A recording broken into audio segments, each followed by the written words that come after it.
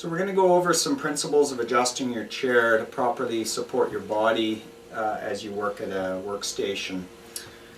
The first thing to understand is the normal curve of our low back goes this way. It's what we call a lordosis, and it's convex towards our stomach. So we want to make sure that that gets supported properly when we sit in the chair.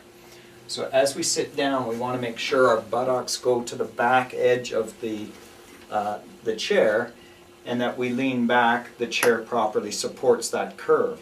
Now, if it doesn't feel like the back of the chair supports the curve properly, you can get a simple, what we call a lumbar roll, that goes just above your belt line into the small of your back to encourage support for that. In this case, this chair does support me properly, so I won't need that. The first adjustment I want to cover is the height of the chair, and that's all dictated by what we're doing at our workstation. In this case, we're going to be keyboarding. So the general principle is you want to set the height so that your wrists are in line with your forearms when your forearms are parallel to the floor and your shoulders are relaxed. So in this case, you can see my chair is too low, my wrists have to bend, my forearms bend. So I'll either keep my wrist bent like this, or I'll elevate my shoulders to compensate, and both of those can cause pain and injury. So we want to raise the chair up.